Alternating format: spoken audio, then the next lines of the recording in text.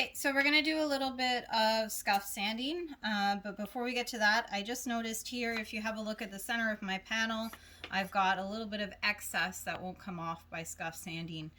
You may also see that you get some runs and drips on the vertical surfaces that you had applied your polyurethane to. So if you do need to remove that, the best way to do that once it is dry is to come along with a razor blade, and what we do is we cut it back. So the way that you would do that is you would run it back across the surface with a sharp blade. You can either pull it towards you or you can push it away from you, just like a card scraper.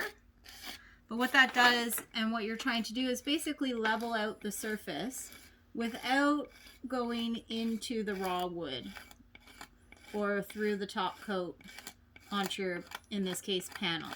You'll know you've gone too far, especially if you have a dark top coat, if you've actually hit all the way through the surface. So I was able to get that off. Now that that's off, I'm just gonna have a look here and see if I have any other runs that I can feel. Nope, looks good. It's a little rough, which is normal for the first coat. So from here, I'm gonna move on and I'm gonna start scuff sanding. Now there's two ways that we can scuff sand with what we have available at the college. We have some of these foam pads here, and they work essentially like this. You go across the surface, you run your pad along. You can even go a bit across the grain when you're scuff sanding to level out the surface and get rid of all the nibs that you're feeling. The alternate way of doing it is with some sandpaper. We have sticky sandpaper at the college as well as sheets. This is a piece of 320 with brush on. You could also go as low as 220 if you wanted.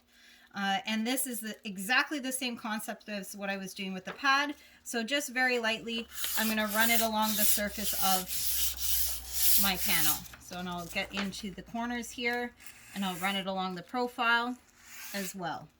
Now, word of advice, if you press too hard with this, you will end up going through the top coat, and you will end up taking off some of your stain.